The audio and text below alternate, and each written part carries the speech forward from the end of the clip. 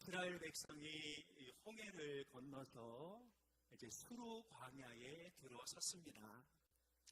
이제 진짜 광야로 들어온 것이지요. 애굽에서 물을 싸가지고 나왔는데요. 이제 애굽에서 나온 지 4일 정도가 지났으니 싸가지고 나온 그 모든 물들이 이제 거의 바닥이 나기 시작했습니다. 마실 물은 없는데 햇볕은 점점 뜨거워지고 목은 타는 듯이 갈증을 일으켰지요. 그렇게 3일을 더 걸었는데도 물을 찾을 수가 없습니다. 그러던 차에 마라라는 곳에 도착을 했는데 거기에 그렇게 찾던 물이 보이는 것입니다. 얼마나 반가웠던지 사람들이 달려가서 물을 벌컥벌컥 들이키는 순간 그 물이 너무 써서 도저히 마실 수가 없었습니다. 그때 사람들의 입에서 원망이 터져 나왔는데요. 출애굽기 15장 24절은 이렇게 말씀하고 있습니다. 백성이 모세에게 원망하여 이르되 우리가 무엇을 마실까 하매 그들은 모세에게 원망을 쏟아놓으면서 도대체 이 물을 어떻게 마시라는 거냐고 따지기 시작하였지요. 이것이 광야에 들어온 후 이들이 터뜨린 첫 번째 원망이었습니다. 그런데 이 원망이 어떻게 흘러갑니까? 신광야에 가니 배고프다고 원망하고 르비딤에 가니 목마르다고 원망하고 가베라에 이르니 더워서 짜증난다고 원망하고 이제 조금 더 올라가 기브롯 핫다와에 다다르자 하나님이 준 그 만나가 질려서 먹지 못하겠다고 원망하기 시작하는 것이죠. 결국 이들은 계속 이렇게 원망을 쏟아놓다가 광야에서 다 죽고 말았습니다. 사랑하는 여러분, 불평은 마치 수돗물과 같아서 별다른 노력 없이도 그냥 입만 열면 쏟아져 나옵니다. 그러나 감사는 우물물과 같아서 수고와 노력이 없이는 단 한 바가지도 길어 올릴 수가 없습니다. 불평하는 것은 별다른 노력이 필요 없지요. 그냥 입만 열면 불평은 물이 쏟아지듯 계속 흘러 나옵니다.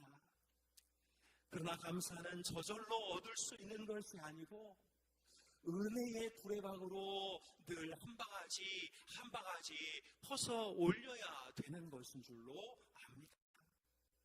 우리 인도의 모든 가족들이 그저 입이 불통을 쏟아내는 그런 수도꼭지가 아니라 범사의 우물이 되어서 사람들을 시원하게 만드는 복된 성도들 되시기를 주님의 이름으로 축복합니다. 그렇다면 여러분, 이런 감사는 과연 누가 할 수 있을까요?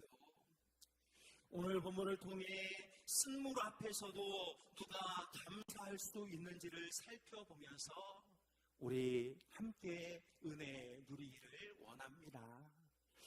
첫째로 은혜를 잘 기억하는 사람이 쓴물 앞에서도 감사할 수 있습니다.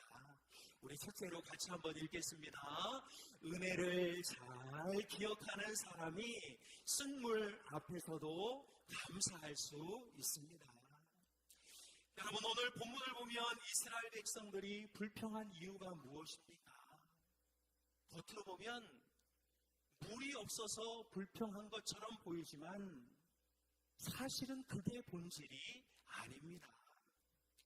우리가 오늘 22절부터 읽었는데요. 그 앞절, 바로 앞절 21절은 무엇이라고 말하고 있습니까? 우리 21절 말씀을 천천히 읽겠습니다. 미리암이 그들에게 화답하여 이르되 너희는 여호와를 찬송하라. 그는 높고 영화로우시며 말과 그 탄자를 바다에 던지셨음이로다 하였더라. 여호와를 찬송하라. 그의 높고 위대하심을 찬양하라. 그가 애굽의 모든 군대를 바다에 침몰시켰도다라며 하나님을 찬양하고 있지요. 이들은 홍해를 갈라서 애굽 군대를 다 몰살시키고 자신을 위해 싸웠던 그 하나님을 지금 찬양하고 있는 것입니다. 그런데 지금, 그러니까 겨우 3일 후에 그들의 입에서 모든 찬양이 사라지고 원망과 불평이 쏟아져 나오기 시작했다는 것이지요. 그래서 여러분, 어쩌면 이들이 불평한 것은 3일 전부터 마실 물이 사라졌기 때문이라기보다 불과 3일 전에 자신을 위해서 일하신 하나님이 그들의 기억에서 사라졌기 때문에 불평했던 것이지요. 3일 전부터 그들의 수통에서 물이 증발해버렸기 때문에 불평한 것이 아니라 3일 전에 겪었던 놀라운 기적이 그들의 기억 속에서 다 증발해버렸기 때문에 오늘 불평하고 있는 것이지요. 홍해의 그 수억 톤의 그 물을 가르기도 하시고 덮기도 하셨던 그 하나님을 까맣게 잊어버리니 그저 몇 모금 마실 물이 없다면서 지금 불평을 쏟아놓고 있는 것입니다. 그러니 여러분, 어쩌면 이들의 불평은 물이 없어서가 아니라 은혜에 대한 기억이 없어서인 것이지요. 이들은 결핍 때문에 불평했다라기보다 실은 하나님의 은혜를 망각했기 때문에 불평하고 있는 것이지요. 사랑하는 여러분, 우리도 왜 그렇게 불평할까요? 잊었기 때문입니다. 아무 조건 없이 나를 장로로 집사로 세워주신 그 하나님의 은혜를 잊으니 주의 일이 버겁고 힘들고 불편하고 사람들이 짜증나는 것이지요. 아무 조건 없이 나를 권사로 집사로 세워주셨던 그 은혜를 잊으니 어떻게든 주의 일에서 벌을 뺄 기회만 생각하며 하루하루를 버티는 것이지요. 아무 조건 없이 나를 교사로 세워주신 그 은혜, 아무 조건 없이 나를 목사로 세워주신 그 은혜를 잊으니 아이들 앞에 어떤 교사로 서야 할지보다 어떻게 하면 이 한 주가 빨리 지나갈까, 어떻게 하면 이 분방 공부 시간이 좀 빨리 지나가 버리고 말까, 교회에서 어떻게 하면 대접받을 수 있고 어떻게 하면 이런저런 교회의 문제들로부터 피할 수 있을까로 고민하며 불평하게 되는 것이죠. 그런 여러분, 불평의 근본적인 원인은 하나님의 은혜를 기억하지 못하고 있기 때문에 그런 것이지요. 그런 여러분, 감사하려면 더 기억해야 합니다. 기억력이 좋은 사람이 감사의 힘도 좋아지는 것이지요. 하나님이 나를 위해 일하셨던 그 순간을 잘 기억하는 사람이 감사의 사람이 되는 것이지. 왜냐하면 불평은 결핍에서 오는 것이 아니고 망각에서 오기 때문인 것이지요. 은혜를 잊어버릴 때 원망이 시작되고, 원망이 길어지면 두 손 두 발 다 놓고 불평하는 입만 살아나기 시작하는 것입니다. 그러므로 여러분, 우리에게서 불평이 나올 때마다 우리는 다시 기억해야 합니다. 하나님이 여기까지 나를 이끌어 오셨다. 내 앞에 마라의 쓴물이 있지만 홍해를 가르신 그 하나님 앞에 이것은 아무런 문제가 되지 않는다. 이것이 바로 우리가 잡아야 할 감사의 첫 번째 원리인 줄로 믿습니다. 은혜를 잘 기억하여 쓴물 앞에서도 감사할 줄 아는 우리 힌돌의 모든 가족들 되시기를 주님의 이름으로 축복합니다. 우리 옆에 분들하고 인사하겠습니다. 당신이 여기까지 온 것은 전적으로 하나님의 은혜 때문입니다. 인사하겠습니다. 당신이 여기까지 온 것은 전적으로 하나님의 은혜 때문입니다. 아멘. 둘째로, 불편조차 기도로 바꾸는 사람이 쓴물 앞에서 감사할 수 있습니다. 출애굽기 15장 24절, 25절 전반절은 이렇게 말하고 있는데요. 우리 천천히 한번 읽겠습니다. 백성이 모세에게 원망하여 이르되 우리가 무엇을 마실까 하매 모세가 여호와께 부르짖었더니. 여러분, 이곳을 보면 백성과 모세의 극명한 차이가 나오지요. 같은 광야, 같은 갈증, 같은 쓴물 앞에서 백성들은 원망하기 시작했고 모세는 기도하기 시작했습니다. 여러분, 이스라엘 백성들은 불편한 것을 불평의 재료로 삼았지만 오히려 모세는 불편한 것을 붙들고 기도의 재료로 삼았던 것이지요. 여러분, 우리의 삶에도 이런 순간이 찾아옵니다. 인생의 쓴물이 우리 앞을 가로막을 때가 있지요. 그것이 내 갈증을 해결할 줄 알고 벌떡벌떡 불이 켰는데 알고 보니 그것이 나를 더 목마르게 하는 것들이 있습니다. 그때 모든 사람은 둘 중에 하나를 선택하지요. 어떤 사람은 불평을 선택하고 어떤 사람은 기도를 선택합니다.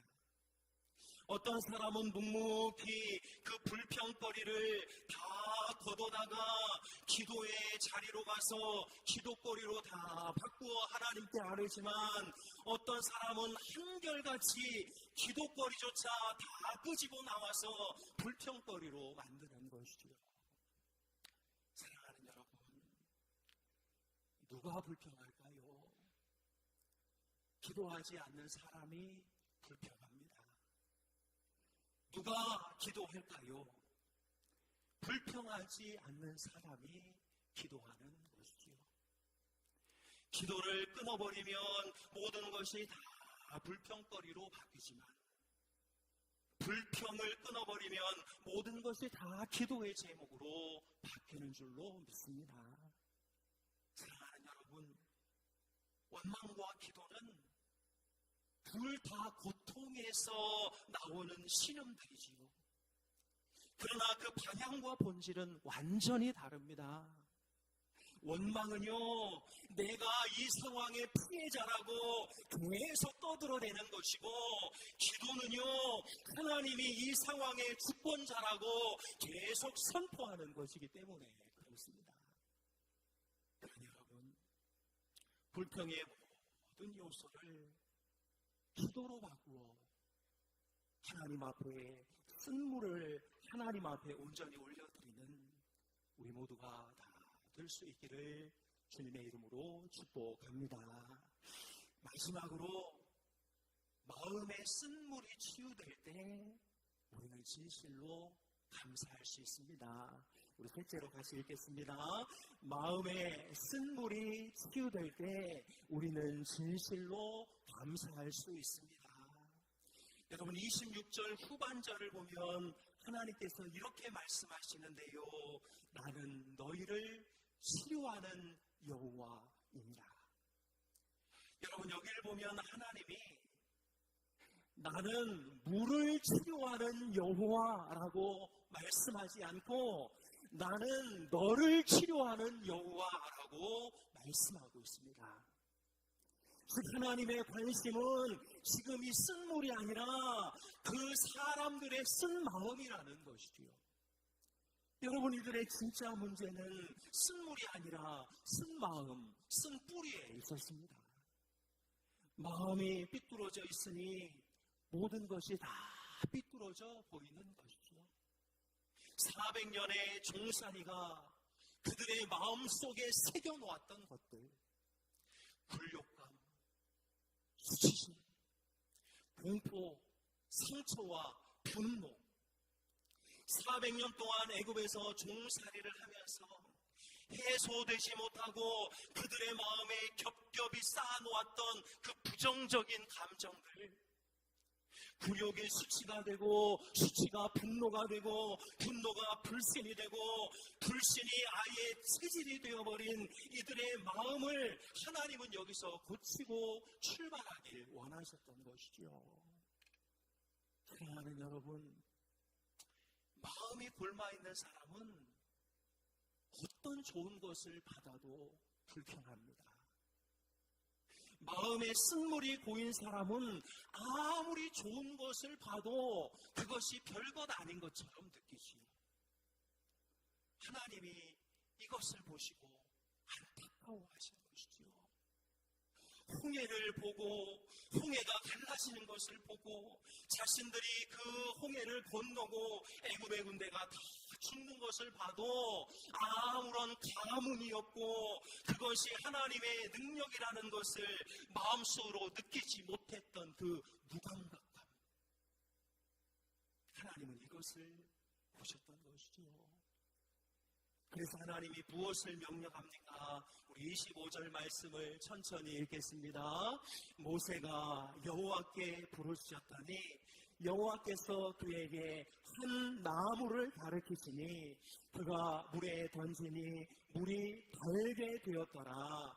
거기서 여호와께서 그들을 위하여 법도와 율례를 정하시고 그들을 시험하시겠으니, 하나님께서 한 나무를 가리키셨고 모세가 그것을 물에 집어 던지니 그 쓴물이 단물이 되었다고 증언하지요. 여러분이 한 나무가 무엇입니까? 베드로가 이 나무가 무엇인지를 우리에게 가르쳐주고 있는데요. 우리 베드로전서 2장 24절 25절 천천히 읽겠습니다.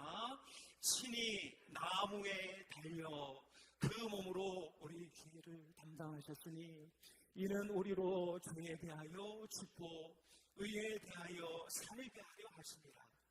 그가 채찍의 말씀으로 너희는 나음을 얻었나니 너희가 전에는 양과 같이 길을 잃었더니 이제는 너희 영혼의 목자와 감독 되신 이에게 돌아왔느니라. 예수 그리스도께서 달린 그 십자가, 그 십자가가 쓴물 위에 떨어질 때 그 쓴물이 단물로 변하게 되었던 것이지요. 사랑하는 여러분, 우리 내면의 쓴물은 오직 십자가의 은혜로 치유되는 줄로 믿습니다. 우리 내면의 아픔과 상처를 치료하는 유일한 약은 바로 십자가의 복음인 줄로 믿습니다. 사랑하는 여러분, 우리 안에는 이런 쓴물, 쓴뿌리가 없나요? 부모에 대한 쓴뿌리, 아버지에 대한 쓴뿌리, 목회자에 대한 쓴뿌리, 교회에 대한 쓴뿌리, 오랜 가난 때문에 내 안에 자리 잡고 있는 물질에 대한 열등감, 늘 다른 사람, 다른 부서보다 나아야 한다는 비교의식, 상처를 받지 않으려고 먼저 독서를 뿜어내야만 하는 나의 방어기제, 우리 안에 이런 쓴물이 보여 있지 않습니다. 그렇다면 아무 조건 없이 나를 선택하시고 내 안에 이런 쓴물이 있달지라도 나를 그냥 사랑하시고 나를 위해서 대신 십자가에서 죽으신 예수 그리스도, 그 십자가의 공로, 십자가의 은혜, 십자가의 능력을 우리 마음의 중심에 떨어뜨려야 우리의 쓴물이 단물로 변하게 될 줄로 믿습니다. 여러분, 이렇게 기도해 보십시오. 하나님, 나의 마음을 고쳐주십시오. 좋은 것을 보고도 그것을 좋게 느끼지 못하는 내 마음의 무감각을 하나님 깨우쳐 주십시오. 누군가가 말만 하면 나를 비웃는 것 같고 나를 조롱하는 것 같은 왜곡된 나의 마음을 바꿔 주십시오. 그 십자가의 능력으로 무슨 일만 생기면 싸우려고 달려드는 내 마음의 쓴뿌리를 하나님 제거하여 주십시오.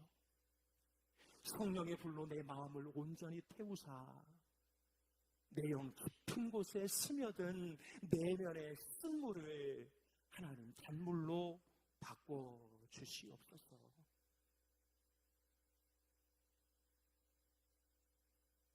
사랑하는 여러분, 우리 힌돌의 모든 가족들이 육신적으로 건강하시기를 축복합니다. 진짜 한 사람도 아프거나 몸의 연약함 때문에 하나님을 찾지 못하는 일이 없기를 간절히 축복합니다.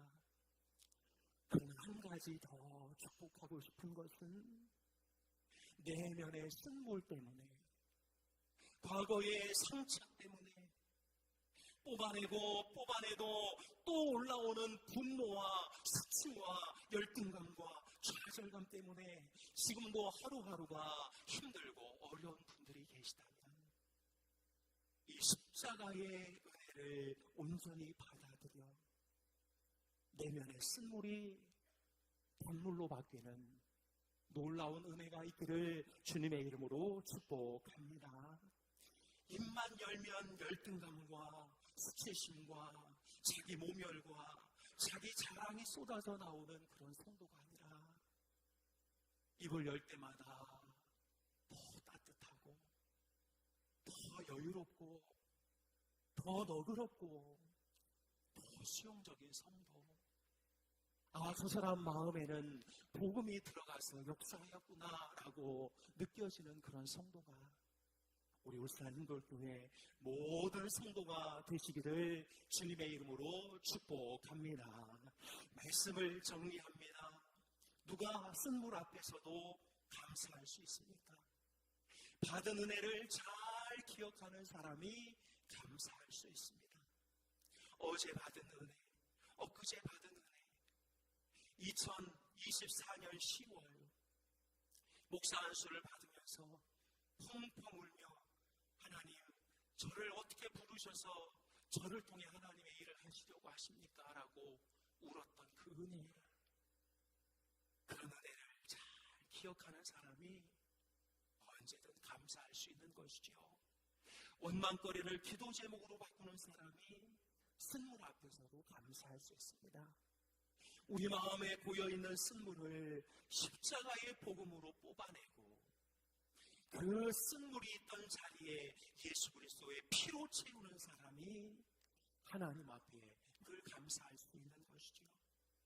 사랑하는 우리 hin돌교회 모든 성도님들은 이 감사의 원리를 통해 감사와 행복의 스위치는 항상 온으로 올리시고 원망과 불평의 스위치는 항상 5% 내리셔서 쓴물 앞에서도 늘 감사를 고백하는 믿음의 사람 될 수 있기를 주님의 이름으로 축복합니다.